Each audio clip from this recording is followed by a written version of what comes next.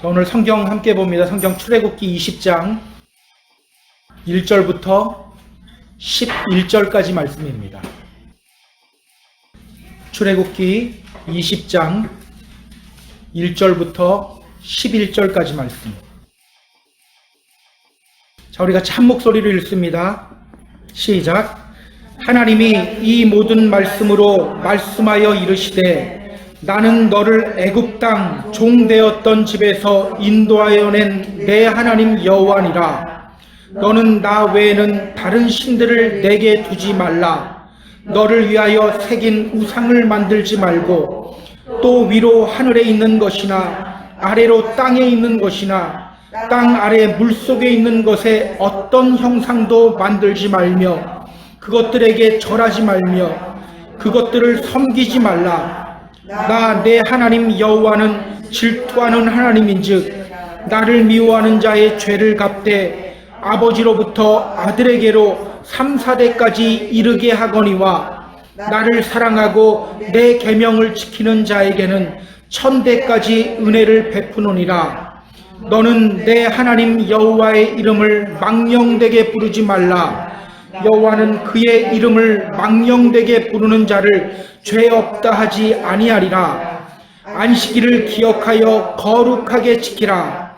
엿새 동안은 힘써 내 모든 일을 행할 것이나 일곱째 달은 내 하나님 여호와의 안식일인즉 너나 내 아들이나 내 딸이나 내 남종이나 내 여종이나 내 가축이나 내 문 안에 머무는 객이라도 아무 일도 하지 말라. 이는 엿새 동안에 나 여호와가 하늘과 땅과 바다와 그 가운데 모든 것을 만들고 일곱째 날에 쉬었음이라. 그러므로 나 여호와가 안식일을 복되게 하여 그 날을 거룩하게 하였느니라. 아멘. 자, 지금까지 하나님은요, 출애굽한 이스라엘 자손들에게 하나님 당신이 누구인지를 계속해서 드러내시고 알려주셨어요. 그동안 이스라엘은요, 하나님을 잊어버리고 살았어요. 430년간 애굽에서 종살이만 한 것이 아니라 우상 섬기며 살았어요. 그런 그들에게 하나님은 당신이 누구인지를 하나씩 알려주고 계시는 거예요. 우리 잠깐만 정리를 한번 해볼까요? 자, 홍해의 기적을 통해 하나님은 무엇을 알려주셨습니까? 하나님이 구원이다. 어디 홍해의 기적이 일어났던 장소가 어디였죠? 외우지 않으셔도 됩니다. 그냥 들으시면 됩니다. 많이 들었다 보면 그냥 거기가 거기다 이렇게 알 거예요. 비아히롯 앞 바알스본 맞은편 바닷가라고 했어요. 비아히롯 구출 구원이라는 뜻이고요. 바알스본 바알이 내다본다라는 뜻이에요. 그곳에서 하나님은 바다에 길을 내셨고요. 그렇게 이스라엘을 구원하셨어요. 그렇게 하나님은 당신이 구원하시는 하나님, 구출하시는 하나님이라는 것을 이스라엘에게 알려주셨어요. 또 마라의 쓴물을 단물로 바꾸셨죠. 그것을 통해서 하나님은 여호와 라파, 나는 치유하는 하나님이다, 이것을 알려주셨어요. 또 만나와 메추라기를 공급함을 통해서 일용할 양식을 구원하시는 하나님, 그 하나님임을 알려주셨습니다. 그리고 지난주에 우리가 또 확인했죠. 아말렉과의 전쟁에서 승리하게 하심으로 말미암아 여호와 니시, 승리하게 하시는 하나님이라는 것을 알려주셨어요. 자, 이런 과정들을 통해서 이제 이스라엘은 시내산에 도착합니다. 출애굽기 19장 1절을 보면요, 이렇게 말해요. 이스라엘 자손이 애굽 땅을 떠난 지 3개월이 되던 날 그들이 시내 광야에 이르니라. 애굽을 떠난 지 얼마 만에요? 3개월 만에 시내산 아래에 도착해요. 시내산, 어떤 산이죠? 시내산. 자, 신명기를 보면요, 신명기 5장 2절을 보면요, 이 산을 어떻게 부르냐면 호렙산이라고 불러요. 호렙산. 자, 그렇다면 이 산은 어떤 산입니까? 자, 우리 성경 한번 찾아볼게요. 출애굽기 3장 1절, 2절 보세요. 출애굽기 3장 1절, 2절. 앞으로 조금만 오면 되죠? 자, 출애굽기 3장 1절, 2절 우리 같이 읽습니다. 모세가 그의 장인 미디안 제사장 이드로의 양떼를 치더니 그 떼를 광야 서쪽으로 인도하여 하나님의 산 호렙에 이르매 여호와의 사자가 떨기나무 가운데로부터 나오는 불꽃 안에서 그에게 나타내시니라. 여기까지만요. 예. 여러분 일단 이 부분 계속 피고 있으세요. 자, 하나님이 떨기나무 불꽃 가운데서 모세에게 나타나셨던 산, 바로 그 산이에요. 이곳에서 하나님은 모세에게 소명을 주셨죠. 내 백성 이스라엘 자손을 애굽 땅에서 인도하여 내라. 그렇게 소명을 주시면서 하나님이 하신 말씀이 있어요. 3장 12절 한번 확인해 보세요. 출애굽기 3장 12절. 제가 계속 피고 있으라 그랬죠? 자, 우리 같이 읽습니다. 내가 그 백성을 애굽에서 인도하여 낸 후에 너희가 이 산에서 하나님을 섬기리니 이것이 내가 너를 보낸 증거니라. 너희가 이 산에서 하나님을 섬기리니 이스라엘 자손을 출애굽시킨 후에 이곳으로 이스라엘 자손들을 인도하겠다고 하나님이 이때 이미 말씀하셨죠. 그러니까 하나님은요, 어떤 계획과 목적을 가지고 이스라엘 자손을 이곳으로 인도한 거예요. 어떤 목적을 가지고 이곳으로 이끌었을까요? 이곳에서 우리가 잘 아는 하나님과 이스라엘 백성들 간의 언약, 시내산 언약이 이루어지죠. 바로 이곳에서 이스라엘 자손들과 시내산 언약을 맺기 위해서예요. 이제 본문으로 돌아와도 되는데요. 돌아오면서 출애굽기 19장 5절 6절을 보면요, 이렇게 말해요. 하나님이 말씀하십니다. 세계가 다 내게 속하였으니 너희가 내 말을 잘 듣고 내 언약을 지키면 너희는 모든 민족 중에서 내 소유가 되겠고 너희가 내게 대하여 제사장 나라가 되며 거룩한 백성이 되리라. 하나님이 이 언약을 하시기 전에 말씀하시죠. 세계가 다 내게 속하였다. 너희는 모든 민족 중에서 내 소유가 되고 너희가 내게 대하여 제사장 나라가 되고 거룩한 백성이 되리라. 그렇게 하나님이 이스라엘의 왕이 되고 이스라엘은 하나님의 백성이 되는, 하나님이 이스라엘의 왕이 되고 이스라엘을 하나님의 백성으로 삼는 그 정식 계약을 맺기 위해서 하나님은 이스라엘 자손들을 이곳 신의 산으로 인도하신 거예요. 이 언약 때문에, 이 언약을 맺기 위해서 여태까지 하나님은 계속해서 자신이 누구인지를 드러내신 거예요. 그냥 예를 들면 우리가 물건 팔 때 그냥 팔 수 있습니까?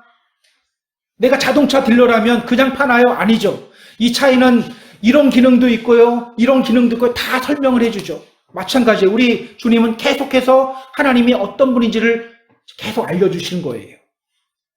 바로 이 계약을 맺기 위해서. 오늘 본문은요, 그 시내산 언약의 내용에 관한 말씀입니다. 우리는 이것을 뭐라고 부릅니까?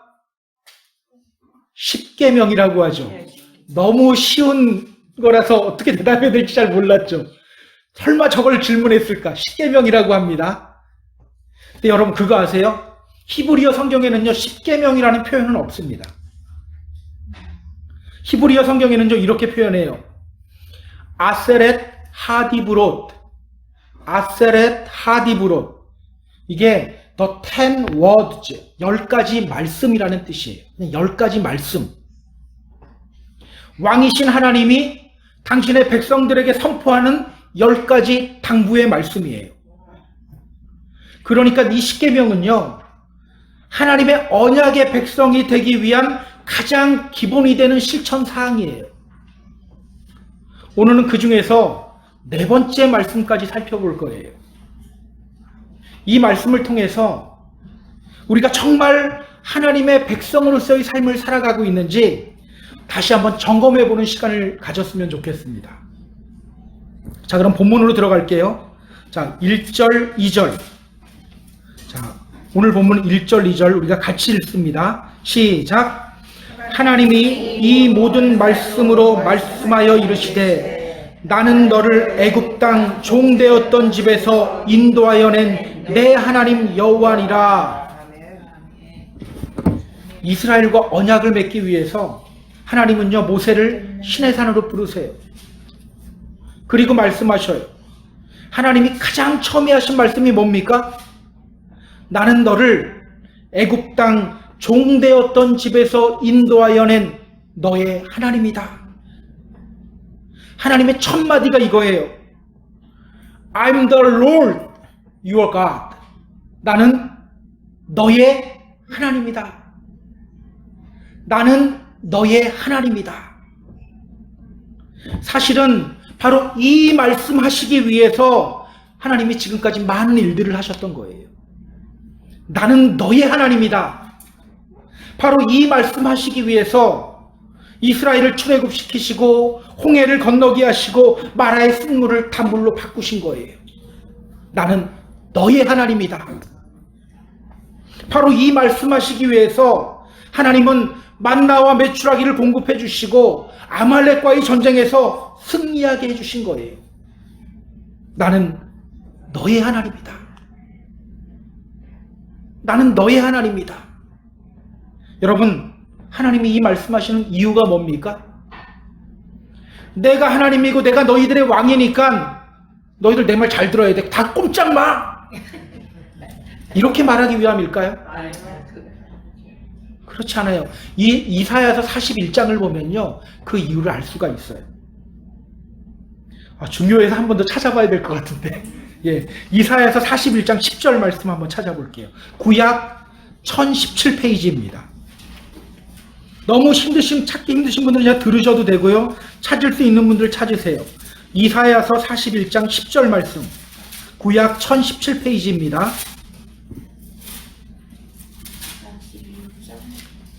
41장 10절 말씀.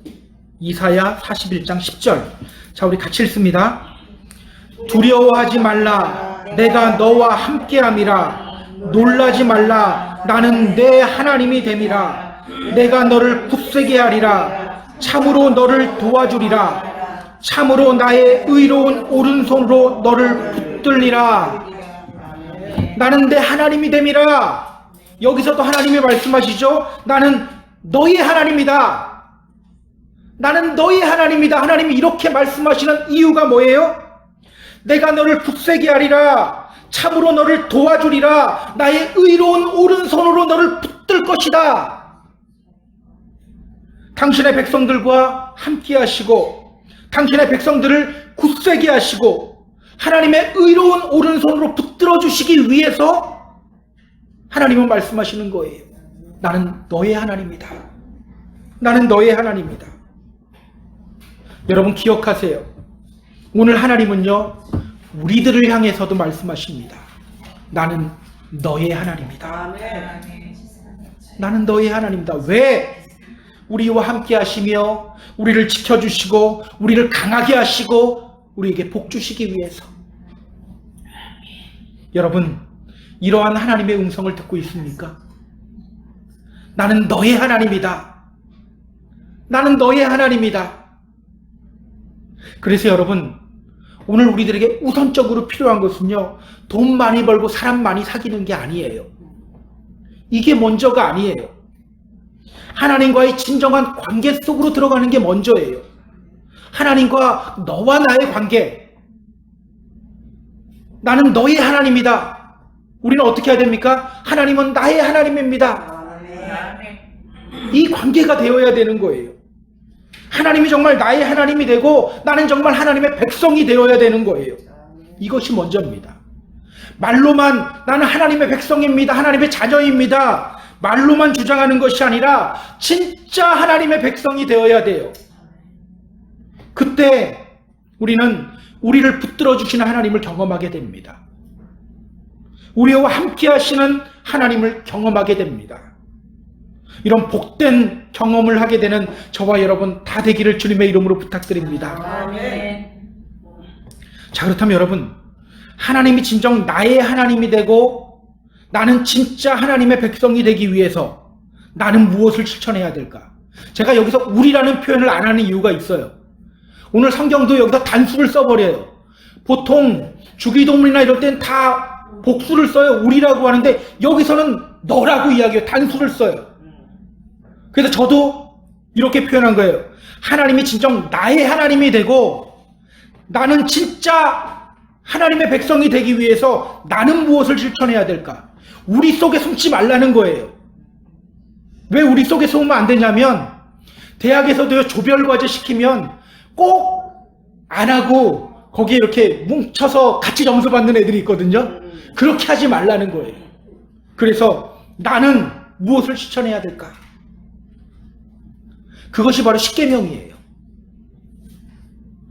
오늘 하나님은요, 어떻게 하면 이스라엘 자손이 진짜 하나님의 백성이 될 수 있는지에 대해서 말해요. 자, 우리 다 같이 3절 함께 읽겠습니다. 너는 나 외에는 다른 신들을 내게 두지 말라. 자, 또 4절 함께 읽습니다. 너를 위하여 새긴 우상을 만들지 말고 또 너 위로 하늘에 있는 것이나 아래로 땅에 있는 것이나 땅 아래 물속에 있는 것에 어떤 형상도 만들지 말며. 자, 7절 또 읽습니다. 너는 내 하나님 여호와의 이름을 망령되게 부르지 말라. 여호와는 그의 이름을 망령되게 부르는 자를 죄 없다 하지 아니하리라. 자, 8절도 읽습니다. 안식일을 기억하여 거룩하게 지키라. 너는 나 외에 다른 신을 두지 말아라. 너를 위하여 새긴 우상 만들지 말아라. 어떤 형상도 만들지 말아라. 하나님 이름을 망령되게 부르지 말아라. 안식일을 기억하여 거룩하게 지키라. 1계명부터 4계명까지의 말씀이죠. 여러분, 이 1계명부터 4계명까지의 말씀을 한 문장으로 줄인다면 어떻게 줄일 수 있을까요? 이 1계명부터 4계명까지의 말씀을 한 문장으로 줄인다면 하나님을 사랑하라. 하나님을 사랑하라. 제가 사실 설교 준비하면서 굉장히 많이 고민을 했거든요. 목요일 저녁까지도 저희 집사람한테 나 이 설교를 어떻게 잡아야 될지 모르겠다고 했어요. 왜냐하면 원래 렉셔너리로 보면요, 사도행전 20장 1절서부터 20절까지예요. 10계명을 넘어서 버려요. 이걸 어떻게 한 번에 설교해야 되지? 차라리 한 계명씩 하루 한 번 설교하라 그러면 마음이 편하겠어요. 근데 이걸 이렇게 하래요. 굉장히 고민을 했어요. 이걸 어떻게 해야 되지? 간단하게만 이야기해야 되나? 그래도 10가지면 꽤 되는데. 그렇게 고민하다가 문득 떠오르는 장면이 마태복음 22장에 있는 말씀이었어요. 한 율법사가 예수님께 찾아와서 질문을 하죠. 한 율법사가 예수님께 와서 질문을 던져요. 선생님, 어느 계명이 큽니까? 이때 예수님이 이 10계명을 간단하게 풀어서 설교하잖아요. 아주 간단하게 풀어 설명하셔요. 어떻게 설명하시죠? 마태복음 22장 37절서부터 40절이 나와요. 예수께서 이르시되 내 마음을 다하고 목숨을 다하고 뜻을 다하여 주 너희 하나님을 사랑하라 하셨으니 이것이 크고 첫째 되는 계명이요 둘째도 그와 같으니 내 이웃을 내 자신과 같이 사랑하라 하셨으니 이 두 계명이 온 율법과 선지자의 강령이리라. 예수님이 이 10계명 아주 간단하게 설명하셨죠. 간단하게 두 문장으로 설명하셨어요. 첫째, 내 마음을 다하고 목숨을 다하고 뜻을 다하여 주 너희 하나님을 사랑하라. 아주 쉽게 하나님을 사랑하라. 둘째, 내 이웃을 사랑하라. 그렇다면 여러분, 1계명부터 4계명까지 이 말씀의 핵심이 뭐예요? 하나님을 사랑하라라는 거예요. 하나님을 사랑하라. 결국 하나님이 나의 하나님이 되고 나는 하나님의 백성이 되는 길, 그 길은요, 하나님을 사랑하는 거라는 거예요. 그런데 그 하나님을 사랑하는 것은 뭐냐? 너는 나 외에는 다른 신들을 내게 두지 말아라. 너를 위하여 새 우상을 만들지 말아라. 어떤 형상도 만들지 말아라. 내 하나님 여호와 이름을 망령되게 부르지 말아라. 안식일을 기억하여 거룩하게 지키라. 이 말씀들을 실천하는 것이 바로 하나님을 사랑하는 거라는 겁니다. 이것이 바로 하나님을 사랑하는 거다. 우리가 생각하는 거하고는 좀 다르죠. 우리는 두 손 딱 들고 하나님 사랑합니다 외치면 야, 나는 하나님 사랑하는 사람이야, 우리 이러잖아요. 그런데 성경은 그렇게 말하지 않아요. 다른 신들 두지 말고 어떤 형상도 만들지 말고 하나님의 이름 망령되게 부르지 말고 안식일을 기억하여 거룩하게 지키는 것, 이것들이 바로 하나님을 사랑하는 거라고 말해요. 자, 그럼 우리 그 의미를 하나씩 좀 살펴볼게요. 아주 깊게 살펴보지는 못해요. 제가 설교를 막 작성하다가 나중에는 빼기 바빴어요. 왜냐하면 다 설명할 수가 없더라고요. 그래서 우리가 생각하지 못하고 있었던 것들을 위주로 해갖고 좀 짚고 그리고 그 의미를 좀 파악해 보려고 합니다. 첫 번째 계명 뭐죠? 첫 번째 계명. 내 앞에 다른 신들을 예, 너는 나 외에는 다른 신들을 내게 두지 말아라. 오늘 하나님 말씀하셔요. 너는 나 외에 다른 신들을 두지 말아라. 하나님 사랑하는 건 뭐예요? 하나님 외에 다른 신들을 두지 않는 거예요. 하나님 외에 다른 신들을 두지 않는 것, 이게 바로 하나님 사랑하는 거예요. 그런데 여러분, 오늘 본문 보면서 혹시 이런 생각 안 해보셨나요? 하나님이 좀 파지티브하게 말씀해 주시면 얼마나 좋았을까? 여러분, 하나님이 이렇게 말씀하셨다고 한번 생각해 보세요. 너희는 나 여호와를 잘 섬겨라. 훨씬 부드럽지 않습니까? 그런데 하나님은요, 굉장히 네거티브하게 말씀하셔요. 다른 신들 두지 말아라. 사실 십계명 중에 안식일 거룩하게 지켜라, 내 부모를 공경하라, 이 두 가지 빼고는 다 하지 말라예요. 하지 말라라고 말씀하셔요. 여러분, 왜 하나님이 이렇게 좀 네거티브하게 말씀하셨을까요? 왜 이런 식으로 말씀하셨을까요? 부드럽게 말씀하시면 듣는 우리도 기분 좋잖아요. 하나님 잘 섬겨라. 그럼 예, 이럴 것 같은데 하나님은 왜 이렇게 말씀하셨을까요? 인간이라는 존재는요, 핑계대는데 천재예요. 아내를 사랑하라 라고 하면 다른 여자에게 마음 빼앗기면서도 뭐라고 말해요? 저는 그래도 아내를 사랑합니다. 이런 말도 안 되는 말을 하는 사람들이 바로 우리 인간이에요.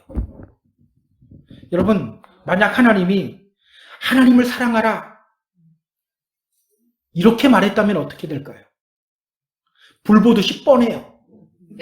물질의 마음 빼앗기고 인간관계의 마음 더 빼앗긴 상태로 살아가면서 이렇게 말할 거예요. 그래도 저는 하나님 사랑합니다. 그래서 하나님 말씀하시는 겁니다. 너는 나 외에 다른 신 두지 말아라. 핑계대지 못하게 하는 거예요. 그렇다면 여러분, 하나님 외에는 다른 신들을 두지 마라, 이 말씀은 무슨 말씀입니까? 다른 것들의 시선 빼앗기지 말라는 거예요. 다른 것들의 시선 빼앗기면서 저는 그래도 하나님 믿습니다, 저는 그래도 하나님 사랑합니다, 이런 핑계대지 말라는 거예요. 오직 하나님께만 집중하라는 겁니다.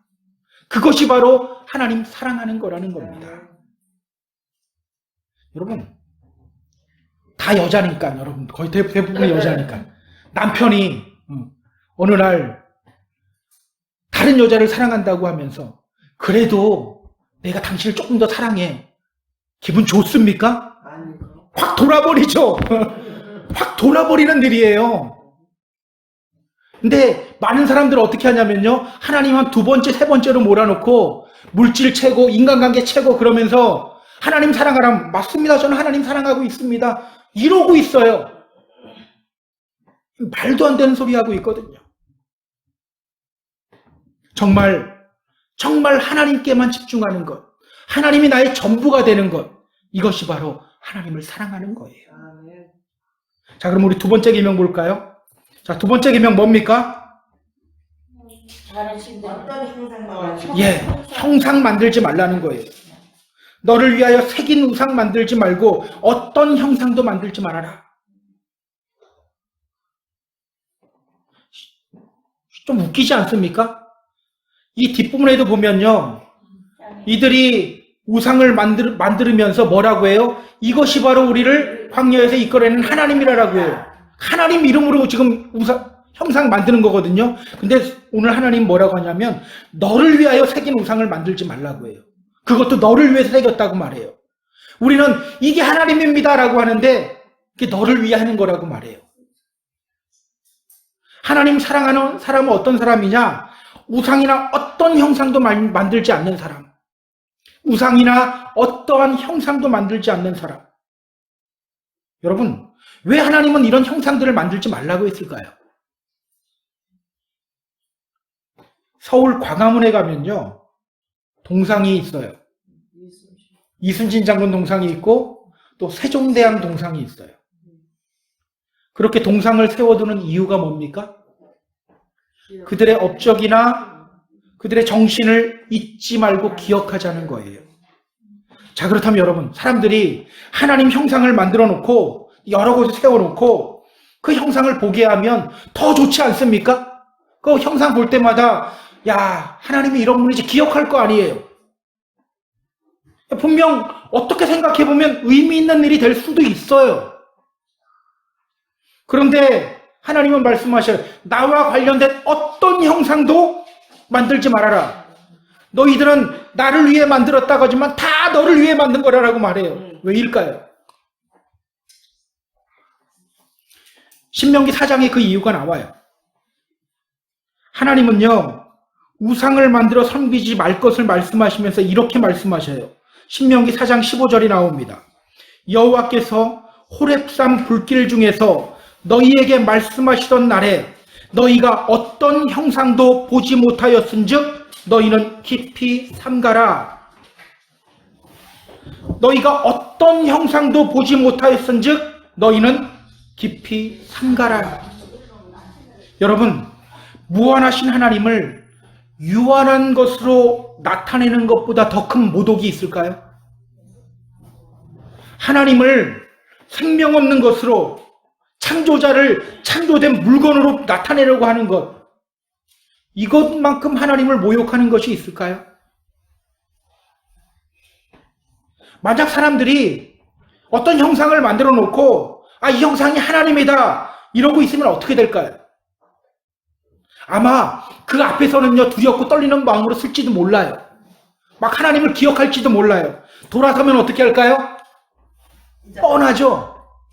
불보듯 뻔하잖아요. 오늘 우리들의 모습도 있잖아요. 교회에서는 거룩한 사람인데 딱 돌아서 나가자마자 거룩함을 잊어버리잖아요. 여러분, 우리 하나님은 어떤 분입니까? God is everywhere. 우리 하나님은 어디에나 계신 분이세요. 시편 139편의 기자는요, 이렇게 고백해요. 내가 주의 영을 떠나 어디로 가며 주의 앞에서 어디로 피하리까? 주님 피할 데가 있어요? 없어요. 그런데 사람들은 형상을 만들어 놓으면 어떻게 해요? 형상 만들어 놓은 그 앞에서만 거룩한 척하고 말아버리는 거예요. 하나님은 어디에나 계시는 분인데 우리는 주의 영을 떠나서 피할 수가 없는데, 따라서 여러분, 하나님에 대한 어떤 형상도 만들지 마라. 이 명령은요, 어디에나 내가 서 있는 자리, 그 자리를 하나님을 섬기는 자리로 만들라는 겁니다. 교회뿐 아니라 나의 가정, 나의 일터, 내가 사람들 만나서 수다 떠는 그 자리에도 하나님이 계시다라는 것, 그걸 기억하라는 거예요. 그래서 여러분, 정말 하나님을 사랑하는 사람은요, 내가 있는 그 자리를 하나님을 섬기고 하나님을 인정하는 자리로 만들어요. 교회 안에서는 거룩한 것 같은데 나오면 개차반이 되는 경우들이 있죠. 제가 일부러 개차반이라고 표현했어요. 정말 하나님을 사랑하는 사람은요, 교회 안이나 교회 밖이나 여럿이 있을 때나 혼자 있을 때나 다 똑같아요. 어디서나 하나님 앞에 서 있는 자세로 하나님의 주권을 인정하는 삶을 살아가게 됩니다. 여러분 이 사실 늘 기억하세요. 자, 우리 세 번째 계명 또 보도록 하겠습니다. 세 번째 계명은 뭐죠? 절하지 말고 아니요. 예, 7절이 나오죠. 망령되게 부르지 말라. 너는 내 하나님 여호와 이름을 망령되게 부르지 말라. 하나님은 또 말씀하셔요. 여호와 이름을 망령되게 부르지 말아라. 망령되다, 이게 무슨 뜻일까요? 망령되다. 히브리어 성경을 보니까요, 샤브라는 단어가 나와요. 그래서 우리는 망령되다 그러면 뭐 예수님을 향해서 막 안 좋은 말을 하고 이거를 생각하는데, 샤브라는 말은요 이 뜻이에요. emptiness, vanity. 그러니까 하나님의 이름을 망령되게 부르지 말라는 말씀은요, 하나님의 이름을 헛되게 부르지 말라는 거예요. 하나님의 이름을 헛되게 부르지 말아라. 사도행전 19장에 보면요, 하나님의 이름을, 주님의 이름을 헛되게 부르는 경우가 나와요. 바울이 에베소에서 복음 전할 때 성령의 역사가 막 일어나요. 사람들이 방언하고 막 예언을 해요. 심지어는 사람들이 바울의 몸에서 앞치마나 손수건만 가져다가 병든 사람에 얹어도 그 병이 낫고 귀신이 나가요. 그러자 어떤 유대인들이 예수님을 믿지도 않으면서 예수님 이름으로 귀신에게 명령해요.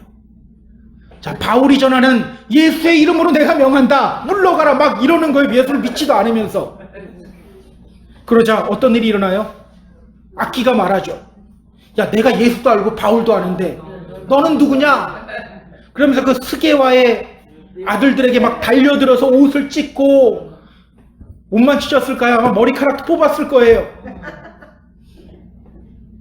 여러분 사실 우리는요, 하나님의 이름 망령되게 사용하는 경우 굉장히 많아요.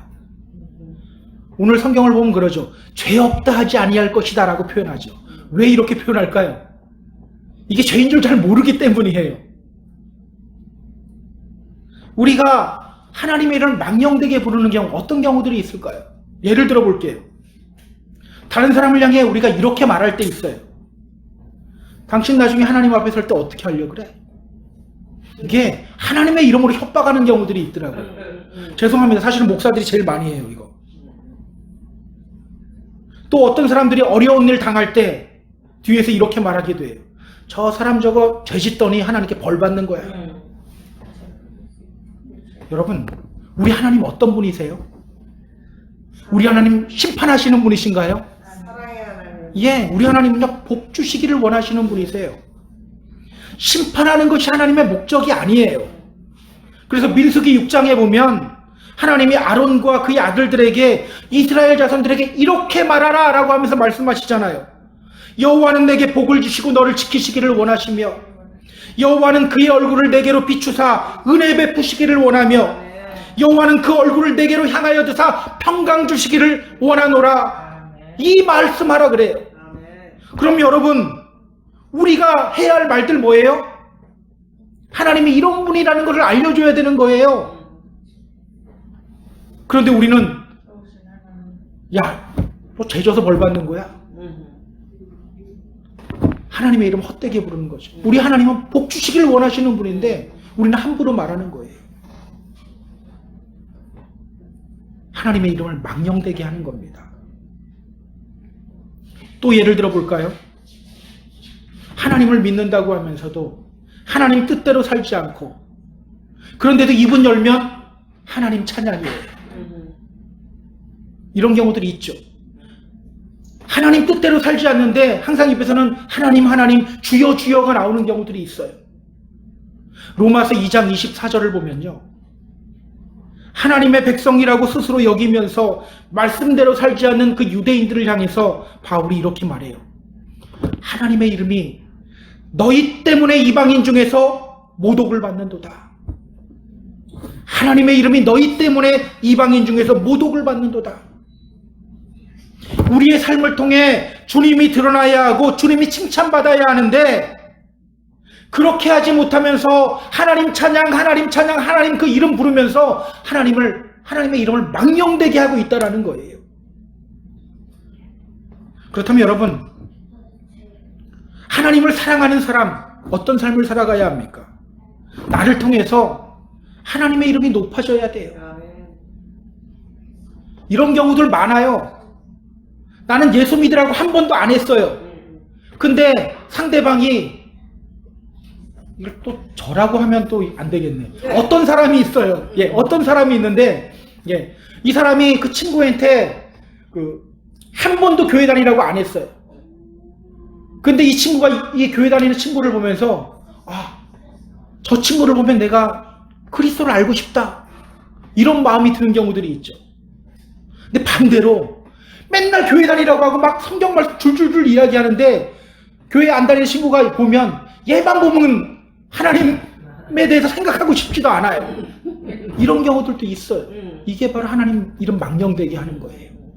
하나님 진짜 사랑하는 사람은 어떻게 돼야 됩니까? 전자가 되어야 되는 거예요. 나를 통해서 하나님의 이름이 높아져야 되는 거예요. 여러분, 이런 삶을 살아가는 저와 여러분이 되었으면 좋겠어요. 자, 우리 마지막으로 네 번째 계명을 한번 볼게요. 네 번째 계명 뭐죠? 안식일을 기억하여 거룩하게 지키라. 안식일을 기억하여 거룩하게 지키라. 자, 하나님 또 말씀하십니다. 안식일을 기억해서 거룩하게 지켜라. 안식일 잘 지키는 것이 하나님 사랑하는 거래요. 안식일을 잘 지키는 것이 하나님 사랑하는 거래요. 여러분, 제가 뭐가 강조할 것 같으세요? 여기서 제가 뭐 강조할 것 같으세요? 주일 성수 강조하는 걸까요? 여러분, 안식일을 거룩하게 지켜라. 이 말씀이 무엇을 의미할까? 이 부분에서 꼭 싸우는 사람들이 있어요. 주일을 지키는 게 맞는지, 안식일을 지키는 게 맞는지, 이거 갖고 싸우더라고요. 저는 왜 쓸데없는 걸로 싸우는지 모르겠어요. 성경은 이미 이것에 대해서 답을 줬어요. 성경은 뭐 지키라고 합니까? 안식일 지키라고 할까요? 신약에 들어오면 어떻게 이야기할까요? 주일 지키라고 할까요? 우리 성경 한번 찾아볼게요. 로마서 14장 5절 6절입니다. 신약 259페이지에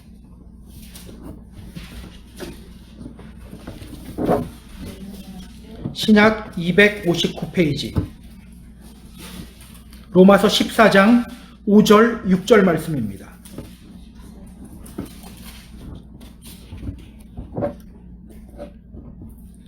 자, 우리 같이 읽습니다. 어떤 사람은 이 날을 전날보다 낮게 여기고 어떤 사람은 모든 날을 같게 여기나니 각각 자기 마음으로 확정할지라. 나를 중히 여기는 자도 주를 위하여 중히 여기고 먹는 자도 주를 위하여 먹으니 이는 하나님께 감사함이요 먹지 않는 자도 주를 위하여 먹지 아니하며 하나님께 감사하느니라. 초대교회 안에도요, 안식일 지켜야 하냐 주일 지켜야 하냐 이 문제에 대해서 논쟁이 있었어요. 근데 바울은 뭐라고 해요? 각각 자기 마음에 확정한 대로 하래요. 각각 자기 마음에 확정한 대로 해라. 그래서 여러분, 성경을 보면요, 바울은 안식일 지켰을까요? 주일 지켰을까요? 어렵나요? 두 개 다 지켰잖아요. 두 개 다 지켰어요. 안식일 날 되면 회당에 들어가서 말씀 가르쳤고요, 주일날 되면 성만찬 나누면서 또 말씀 가르쳤어요. 우리 그 유명한 사건이 있죠. 유두고라고 하는 청년이 3층 다락방의 문턱에서 말씀 듣다가 떨어진 날, 그날이 어떤 날이에요? 안식 후 첫날, 주일이에요. 주일.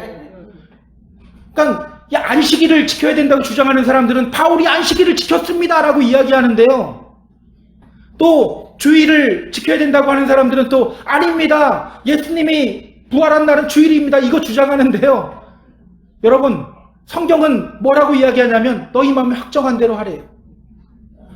안식일이냐 주일이냐의 날이 중요한 게 아니라라고 말해요. 그럼 진짜 중요한 것은 뭡니까? 나를 중히 여기는 자도 주를 위하여 중히 여기고 먹는 자도 주를 위하여 먹으니 무엇이 중요한 거예요? 주를 위하는 것. 이게 중요한 거예요. 이게 중요한 거예요. 그래서 이게 우리가 이 주일 성수가 우리에게 우상이 되어버리면 어떻게 되는지 아세요? 주일날 어쩔 수 없이 일하는 사람들이 있어요. 이 사람들은 자기 시간 어쩔 수 없는 사람들이 있어서 자기 시간 마련해서 토요일날 저녁 때 예배를 드린다든지 이런 분들도 있어요. 그런데 함부로 어떻게 돼요? 주일 성수 안 하네? 야, 쟤 죄인이야. 자기 직장 뭐 없앨 정도의 믿음도 안 돼? 이렇게 함부로 이야기하는 경우들이 생기는 거예요. 정말 중요한 건 뭐냐면 안식일이냐 주일이냐가 아니에요. 주를 위하느냐 주를 위하지 않느냐예요. 결국 안식일을 거룩하게 지키라는 말씀은요, 단순히 종교적인 주일 성수를 말하는 것이 아니에요. 예수님도 말씀하셨잖아요. 안식일의 주인은 누구라고? 주님이라고 말씀하셨어요. 인자는 안식일의 주인이라. 그럼 안식일 잘 지켜야 된다는 건 뭐예요? 예수님이 우리 마음의 중심으로 와 있어야 된다는 겁니다. 유대인들이 실수했던 부분이 바로 이거죠. 그들은요, 이 계명을 철저하게 종교적으로만 해석을 했어요. 그래서 안식일이 되면 성경에 일하지 말라 그랬으니까 일하지 마. 그러다 보니까요, 이게 다른 사람을 정죄하는 날이 돼버려요. 다리가 다친 사람들 지팡이 짚고 다녀야 되잖아요. 이 지팡이도 물건으로 취급해버렸어요. 안식일날 지팡이 잡고 이러고 있으면 저 물건들은 일한다. 너 죄인. 양을 치는 사람들, 뭐 더러운 걸 만지는 사람들, 안식일날 목욕했다고 몸에 냄새가 없어질까요? 제가 예전에 시골 교회 전도사님 있는데 화장실 제가 안 들어가서 한번 그냥 가서 퍼졌던 적이 있거든요. 그 지게에다가 해서 퍼졌던 적이 있어요. 야, 저는 목욕하고 수영했는데도 밥 먹을 때마다 냄새가 따라 올라오더라고요. 안식일이라고 냄새가 안 났을까요? 냄새 나요. 그러면 또 뭐라고 합니까? 몸에 냄새 난다, 정결하지 못하다, 죄인이다.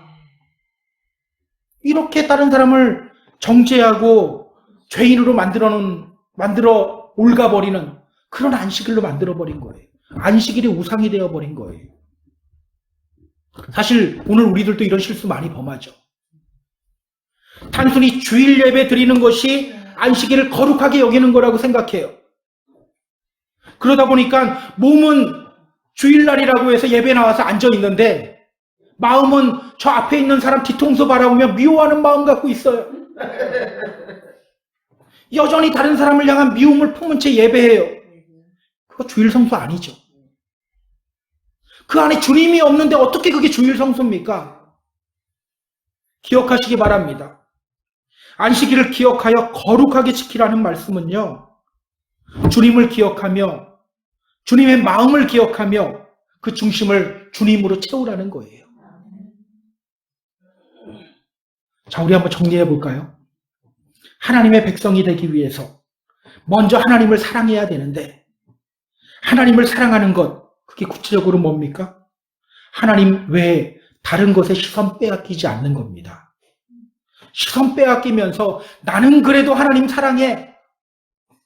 하나님이 한 3번째, 4번째 있으면서도 나는 그래도 하나님을 사랑해. 이렇게 하지 말라는 거예요. 하나님이 어디에나 계신다는 것, 이건 믿으며 늘 하나님 앞에 선 자세로 살아가라는 거예요. 교회 안과 밖에서 차이나는 사람이 되면 안 된다는 거예요. 하나님의 이름을 헛되게 사용하지 말라는 거예요. 또 늘 중심에 주님 모시고 살아가야 된다는 겁니다. 어떻습니까? 여러분 지금 하나님을 사랑하고 있으세요? 우리 하나님 사랑한다라고는 계속 말을 해오잖아요. 제가 오늘 본문을 묵상하면서 이 질문을 저희한테 던져봤어요. 너 하나님 사랑하고 있니? 갑자기 부끄러우시더라고요. 저는 하나님 사랑하고 있다고 생각했어요.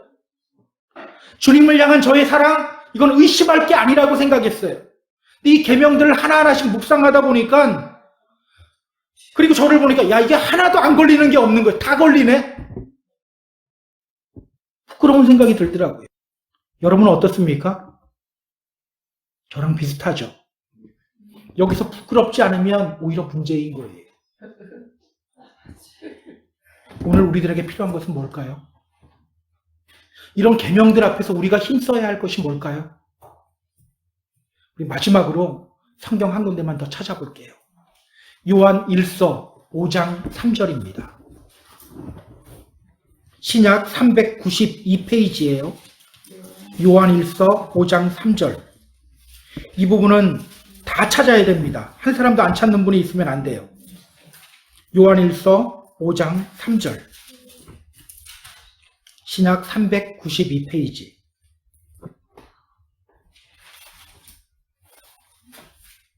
자, 우리 같이 읽습니다. 시작.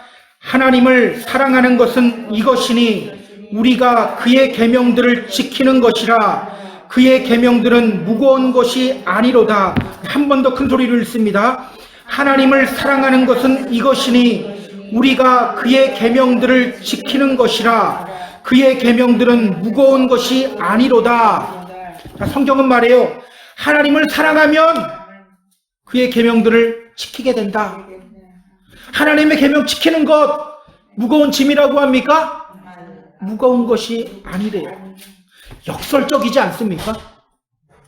우리는 하나님 사랑한다고 하면서 이 계명들 지키지 못하는데 성경은 하나님을 사랑하면 이 계명들을 지키게 된다고 해요.